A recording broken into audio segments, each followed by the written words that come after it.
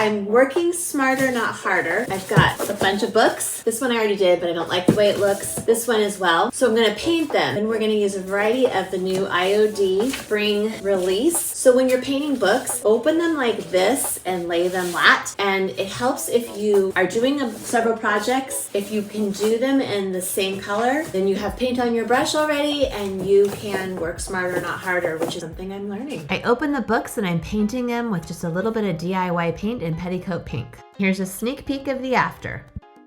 One of my favorite upcycles is to take a beautiful frame and change out the frame and the artwork. And this one, I did things a little backwards. I taped off the glass, painted it with also Apothecary because I had some on my brush from another project. I'm using the Multitasker from DIY Paint. Brush holds a ton of paint and it's great for irregular surfaces like all the ornate details. Next up is this wood caddy I've had forever. I also have Apothecary left on my brush and there's a little bit left in the can, just enough to get this painted. I tried a few different colors in the middle of this, and let me just tell you, French Millinery and Carnival Red don't go together. All right, I'm spraying the brush so I can get the inside, and I used literally a tablespoon of paint. I get a lot of these from thrift store. I spray prime them, then the DIY paint sticks perfectly to metal. I'm trying to batch as many things as I can. A little bit of the Apothecary left in here. Okay, again, there's like no paint left in that can, but I am determined to use it to the last drop. So I was able to get that tray painted and this book. Now I am using the Le Papillon new gold transfer from IOD, followed by the Madeline transfer from IOD. These are so easy to use and make all the difference in a finished product. Look how gorgeous that is. Apothecary from DIY Paint is the way to go, and not Carnival Red and not French Millinery stripes. This is not 1982. We're gonna go with IOD Transfer instead, and there's 3 slats on each side, so I'm gonna cut these up and then do something fun with it. We're gonna go transfer instead of stamp. There are so many pages in this Madeline transfer. This one comes in rows. This is perfect for the slats on this caddy. I'm cutting it to fit. I'm going to do a little different on each side. So depending if you are a purple person or a red person, you can see that each side is just so cute. I love the way this turned out, and it already sold.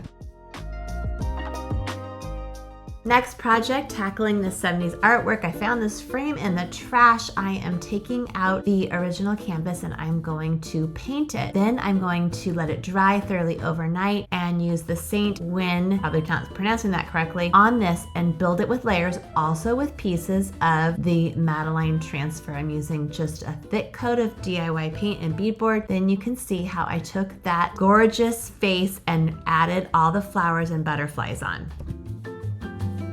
Sometimes this job is super glamorous. Like today, I get to use a pair of pliers to pull staples out of the back. Usually I do this step before I get started, but I just put it off and I wanted to paint this. This is a great example of yuck artwork, Hello 1985, in a really beautiful frame. Would have definitely been easier to do when I started with it not taping off the glass. I don't know what I was thinking. Needle nose pliers could be your best friend when upcycling old artwork. Just remove the staples and pop it out. I'm going to take that canvas now, pull that out, save the glass, and we're gonna do something fun. Take that canvas and put it on a piece of foam core board. Use an X-Acto knife and go through each pass 3 times. The first time you're just gonna go quarter of the way in, second time maybe halfway, third time you're gonna go all the way through. Be sure to do this on a plastic cutting board and you don't cut into your table. I know this from experience. When you go through that third time, you're gonna get a really crisp edge. I've been having a hard time deciding what to do with this frame, so I actually asked Gemini AI, the Google version, which is really good, and ChatGPT to come up with some ideas for me. So what I did is I took a picture of the frame, uploaded that, and then I said, make some suggestions for me, and it created images using the new spring IOD release.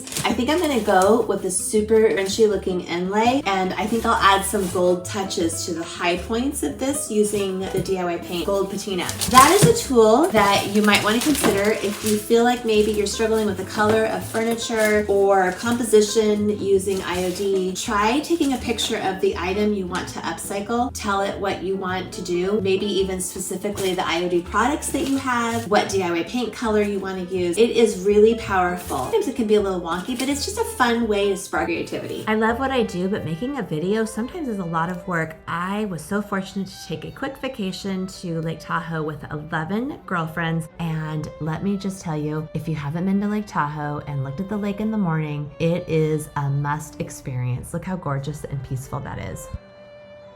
Painted the foam core board with some bead board. I'm going to let this dry completely. I'm going to cut out just that center piece of that beautiful cameo. Then I'm going to completely coat my dry paint with DIY Paint Clear Patina. It's my favorite medium for paint inlays. You want to get the back of your inlay a little bit wet and then carefully put it down like you would decoupage paper. I'm using a roller going in one direction. When it's dry, I'm going to wet it and peel it back up again. Now I'm going to turn my attention back to that frame. I sanded it a little bit, and now I am just dry brushing on the high points, the gold patina. All right, look how cool that looks.